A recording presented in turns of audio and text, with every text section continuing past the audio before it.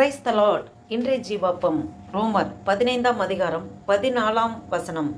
என் சகோதரரே, நீங்கள் நற்குணத்தினால் நிறைந்தவர்களும் சகல அறிவினாலும் நிரப்பப்பட்டவர்களும் ஒருவருக்கொருவர் புத்தி சொல்ல வல்லவர்களுமாய் இருக்கிறீர்கள் என்று நான் உங்களை குறித்து நிச்சயித்திருக்கிறேன். ஆமேன். அல்லேலூயா. அப்போஸ்தலனாகிய பவுல் ரோமருக்கு எழுதின நிருபத்திலே எழுதுகிற வசனம் இப்படியாக வாசிக்கிறோம். இந்த வசனத்தின் மூலம் ஆவியானவர் உங்களோடும் என்னோடும் இந்த வசனத்தில் எப்படி அப்போஸ்தலனாகிய பவுல் சொல்லுகிறார், நிச்சயித்திருக்கிறார், அதே போல் ஆவியானவரும் நம்மளை குறித்து சொல்லுகிறார். என் சகோதரே, நீங்கள் நற்குணத்தினால் நிறைந்தவர்களும் சகல அறிவினாலும் நிரப்பப்பட்டவர்களும் ஒருவருக்கொருவர் புத்தி சொல்ல வல்லவர்களுமாய் இருக்கிறீர்கள் என்று நான் உங்களை குறித்து நிச்சயித்திருக்கிறேன். இதை கேட்டுக்கொண்டிருக்கிற அன்பு தேவ பிள்ளைகளே, உங்களோடும் என்னோடும் ஆவியானவர் சொல்லுகிற காரியம் என்னவென்றால், நாம் நம்மளுடைய சுய பலன் கிடையாது. நம்மளுடைய சுய பலத்தில் நாம் ஒவ்வொரு நாளும் ஓட முடியாது. ஆண்டோட துணை இல்லாமல் நம்மளால் எதுவுமே செய்ய முடியாது.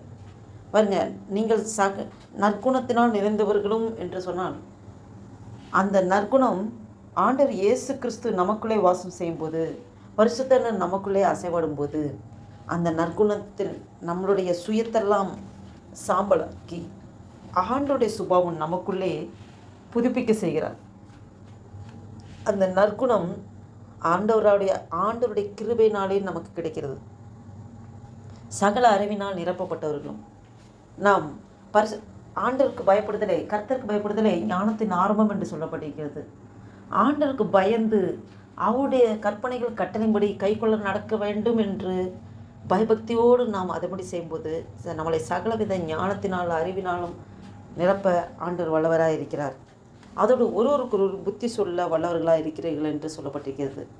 நாம் நல்லா இருந்தால் போதும், நம்மளுடைய காரியங்கள் நல்லா இருந்தால் போதும், நம்மளுடைய பரிசுத்த ஜீவிதம் ஒழுங்காக இருந்தால் போதும் என்று சுயநல கிறிஸ்தவர்களாக இல்லாதபடி நாம் இந்த பூமியிலே நாம் வாழ்கிற வாழ்க்கையிலே அநேகரை சந்திக்கிறோம், அநேகரை பார்க்கிறோம்.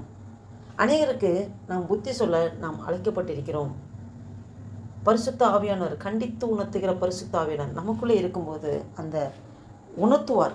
அதே போல தான் நாம் மற்றவர்களுக்கு ஆண்டவர் வழியில் நடக்காமல் அவர் வழி விலகி செல்கிறார் என்றால் நாம் புத்தி சொல்வது, மற்றவர்கள் புத்தி சொல்வது நம்மேல் விழுந்த கடமையாக இருக்கிறது. அதனால தான் ஆண்டவர் நமக்கு அப்படிப்பட்ட ஒரு எண்ணத்தை, சுபாவத்தை தருகிறார். நாம் சுயநலமாக இல்லாதபடி மற்றவர்களுக்கு நாம் ஆசீர்வாதமாக இருக்க வேண்டும் என்று அழைக்கப்பட்டிருக்கிறோம். இதை கேட்டுக்கொண்டிருக்கிற அன்பு தேவ பிள்ளைகளே, உங்களோடும் என்னோடும் ஆவியானவர் பேசிக்கொண்டிருக்கிறார். பாருங்கள், நாம் நற்குணத்தினால் நிறைந்தவர்களும் சகல அறிவினால் நிரப்பப்பட்டவர்களும் ஒருவருக்கு புத்தி சொல்ல வளர்களுமாய் இருக்கிறீர்கள் என்று நான் உங்களை குறித்து நிச்சயித்திருக்கிறேன் என்று சொன்னபடி, ஆண்டவரே அப்பா, எங்கள் வாழ்நாட்கள் முழுவதும் ஆண்டவரே உம்மை நாங்கள் பிரதிபலிக்கிற பிள்ளைகளாக, உமக்கென்று சாட்சியாக வாழும்படியாக, ஆண்டவரே நாங்கள் ஒரு முன்மாதிரியாக நடக்கும்படியாக, ஆண்டவரே தேவனை அறியாத பிள்ளைகள் இந்த பூமியிலே நாங்கள் வாழ்ந்து கொண்டிருக்கிற இடத்திலே அப்பா, எத்தனையோ புறஜாதி பிள்ளைகளும் எங்களோடு அனுதினமும் வாழ்க்கையில் மிங்கிலாகிறாங்க, பேசுகிறாங்க. வேலை ஸ்தலத்தில் தெரிந்தவங்க, தெரியாதவர்கள், முன்பின் தெரியாங்க, அறிமுகம் இல்லாதவங்க எல்லாம் நிறைய பேரோடு நாங்கள் மிங்கிலாகிறோம். ஆண்டவரே அப்பா, அவர்களெல்லாம் எங்கிட்ட பேசும்போது உம்மை பார்க்க வேண்டும், எங்களுடைய குணங்கள் உம்மை வெளிப்படுத்த வேண்டும். ஆண்டவரை, எங்களுடைய வாழ்க்கையை உம்மை பிரதிபலிக்கிற வாழ்க்கையாக அமைய, உங்களுடைய தேவ வசனம், வசனமே வாழ்க்கையாக அமைய அப்பா எங்களை முழுவதுமாக ஒப்பு கொடுக்குறோம். ஆண்டவரே அப்பா, நன்றி அப்பா, நீங்கள் எங்களை எடுத்து நடத்துங்கப்பா என்று சொல்லி ஆண்டவருக்கு முழுவதுமாக அர்ப்பணித்து ஆண்டவர் நாம் ஒரு புதிய நாளைக்குள் ஆண்டவர் நடத்தி கொண்டு வந்திருக்கிறார். நாம் ஆண்டவருக்கு நன்றி சொல்லி நாம் முழுவதுமாக அர்ப்பணித்து நாம் ஜெபம் செய்வோம். அன்பும் இரக்கம் நிறைந்த பரம தகப்பனே, நன்றியோடு துதிக்கிறோம் ஐயா, ஸ்தோத்தரிக்கிறோம். இந்த அருமையான நாளைக்கு நன்றி செலுத்துகிறோம் ஆண்டவரே. அப்போ அந்த 2025ஆம் வருஷத்தின் அக்டோபர் மாதத்தின் 19ஆம் தேதியை காண கிருபை செய்த தேவனை கோடான கொடி ஸ்தோத்திரம் ஐயா, நன்றி அப்பா. ஆண்டவரே, வாசித்த வேத வசனத்தின்படி ஆண்டவரே உமக்கு பிரியமானபடி ஆண்டவரே அப்பா, உம்முடைய சுபாவம் எங்களுடைய சுபாவமாக மாறட்டும் ஆண்டவரே. அப்பா ஸ்தோத்திர கத்தாவே ஆண்டவரே, அல்லது உம்முடைய ஞானத்தினால் நிரப்புங்கப்பா ஆண்டவரே. பரிசுத்த ஆவியானவரே, கண்டித்து உணர்த்துகிற பரிசுத்த ஆவியானவரே, நாங்கள் அநேருக்கு ஆண்டவரே உம்முடைய வழியில் நடத்துவதற்கு ஆண்டவரே ஒவ்வொருவரை ஆண்டவரே அப்பா புத்தி சொல்லி உம்முடைய வழியில் நடத்துவதற்கு ஆண்டவரே எங்களை ஆண்டவரே நீங்கள் அப்பா ஸ்தோத்திர கத்தாவே உமக்கென்று எடுத்து நீங்கள் பயன்படுத்துகிற கிருபைக்காய் ஸ்தோத்திரம். இந்த வீடியோவை கேட்டுக்கொண்டிருக்க பார்த்து கொண்டிருக்க ஒவ்வொருவரும் நீங்கள் ஆசீர்வதிங்கப்பா, பலப்படுத்துங்க.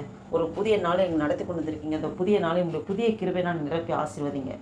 நன்றி தகப்பனே, நீங்கள் அப்படியே செய்கிறதுக்காய் ஸ்தோத்திரம். எங்களை தாழ்த்தி ஒப்பு கொடுக்குறோம். இந்த நாளைக்கு விரோதமாக, இந்த ஜெபத்திற்கு விரோதமாக, எங்கள் ஒவ்வொருக்கு விரோதமாக செயல்படுகிற எல்லாம் சத்திரம் கிரைகள் நசனாக இயேசு கிறிஸ்துவின் வல்லமையுள்ள நாமத்தை நான் கடிந்து துரத்தை அப்புறப்படுத்துகிறேன். அல்லேலூயா.